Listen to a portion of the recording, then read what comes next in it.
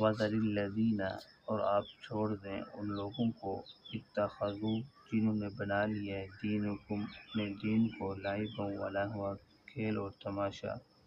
وغرتہم الحیات الدنیا دھوکے میں ڈال دیا ہے ان کو دنیا کی زندگی نے وذکر بہ اور آپ نصیحت کریں اس قرآن پاک کے ذریعے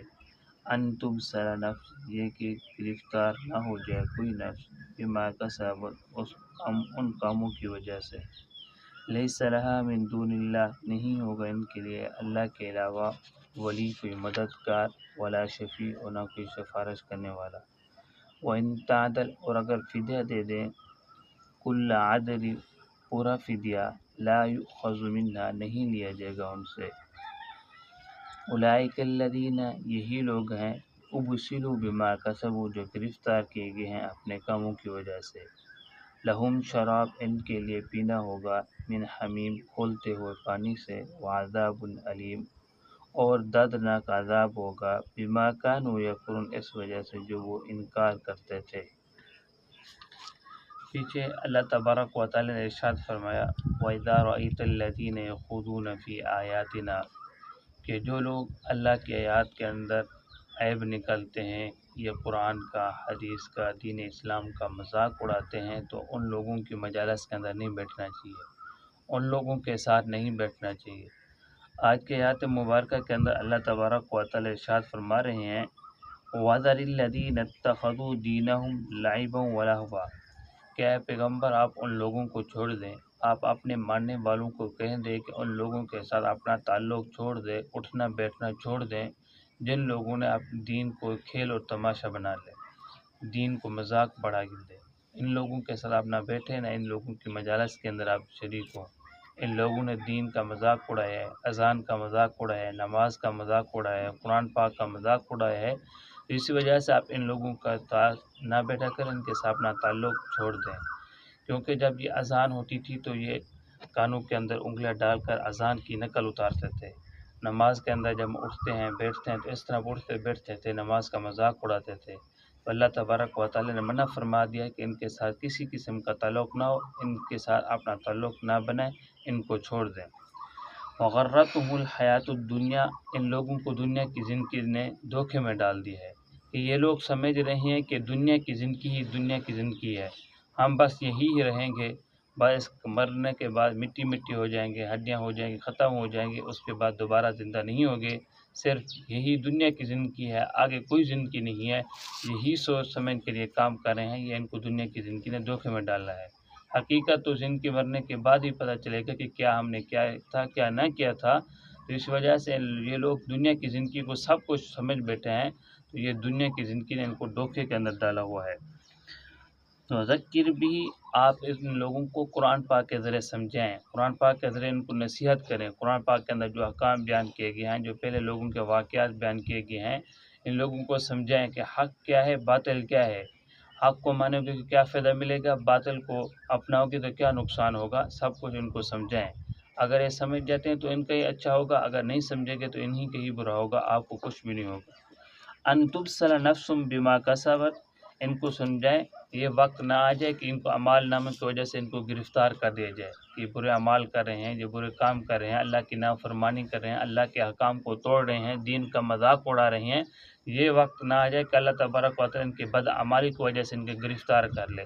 جب اللہ تبارک و تعالی ان کو گرفتار کر لے گا لیس لہا من دون اللہ ولی ولا شفیع پھر اللہ تعالیٰ کے علاوہ کوئی مدد کرنے والا بھی نہیں ہوگا، کوئی سفارش کرنے والا بھی نہیں ہوگا۔ جب اللہ کے سامنے کون بول سکتا ہے، اللہ کے سامنے کس کی ہمت اور جرأت ہے کہ کوئی آ کے چھڑوا دے کہ مجرم ہے، اللہ تبارک و تعالیٰ اس کو چھوڑ دیں، تو اللہ تبارک و تعالیٰ کے ہاں کوئی مدد کرنے والا بھی نہیں ہوگا، کوئی سفارش کرنے والا بھی نہیں ہوگا۔ دنیا کے اندر تو ہم ایک دوسرے کی مدد کر لیتے ہیں کہ مجرم پکڑا جائے تو مدد کر لیتے ہیں، لیکن اللہ تبارک و تعالیٰ کے ہاں کوئی بھی ہمت اور طاقت نہیں کر سکے گا کہ مجرم کو چھڑا سکے۔ من ذا الذی یشفع عنده الا باذنہ ہاں جن لوگوں کو اللہ تبارک و تعالیٰ اجازت دیں گے کہ آپ سفارش کریں تو پھر وہ لوگ سفارش کر لیں گے، جیسے علماء ہو گئے،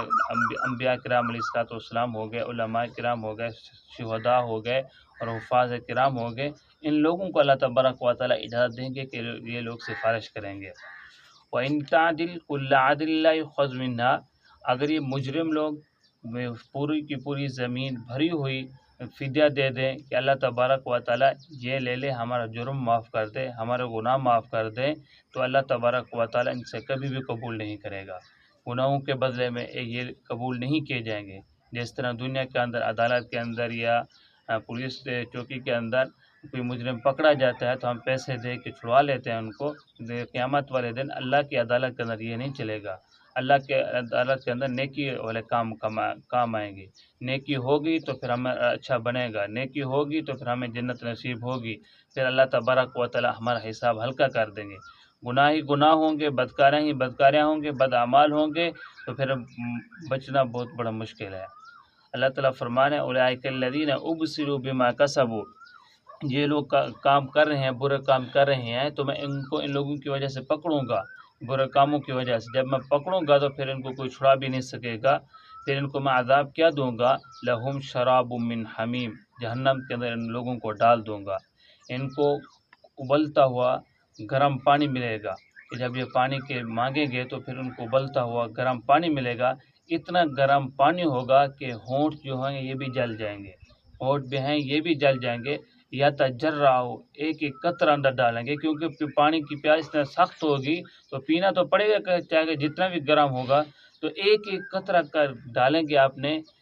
پیٹ کے اندر، تو جیسے ہی ایک ایک قطرہ ان کے پیٹوں کے اندر جائے گا، جو اندر کا جو کچھ ہے، آنتیاں ہو گیا، جو گردے ہو گئے، جو کچھ بھی اندر ہے، وہ سب کو کاٹ کاٹ کر پخانے کے راستے سے باہر نکال دے گا۔ یعنی اتنا گرم پانی ہوگا جہنم کے اندر، اتنا سزا سخت ملے گی۔ اللہ فرماتے ہیں وَلَهُمْ عَذَابٌ عَلِيمٌ، ان لوگوں کے لیے پھر دردناک عذاب ہوگا۔ اسی وجہ سے ہم لوگوں کو ہر وقت سوچ سمجھ کے زندگی گزارنی چاہیے۔ اللہ تبارک و تعالیٰ نے دنیا کی زندگی دی ہے، یہ ہمیں آزمانے کے لیے کہ کون اچھے عمال کر کے آتا ہے، کون برے عمال کر کے آتا ہے۔ تو مختصر زندگی پتہ نہیں کب اس دنیا سے چلے جائیں، اللہ کے احکام کو پورا کریں، اپنے محبوب صلی اللہ علیہ وسلم کے طریقے کے مطابق زندگی گزاریں، تاکہ ہماری قبر بھی اچھی ہو جائے، وہاں کوئی پوچھنے والا بھی نہیں ہوگا، اور میدان محشر کے اندر ہر ایک کو نفسی نفسی کا عالم ہوگا، نہ باپ اپنے اولاد کا کچھ کر سکے گی، نہ اولاد اپنے باپ کا کچھ کر سکے گی، ہر ایک دوسرے کو چھوڑ کر بھاگے گا۔ تو یہ دنیا کی زندگی، اس کے اندر ہم اچھا عمل کر لیں تاکہ قبر بھی ہماری اچھی بن جائے اور میدان محشر کے اندر ہم رسوئی سے بچ جائیں۔ دعا ہے کہ اللہ تعالیٰ ہم سب کو عمل کرنے کی توفیق عطا فرمائے۔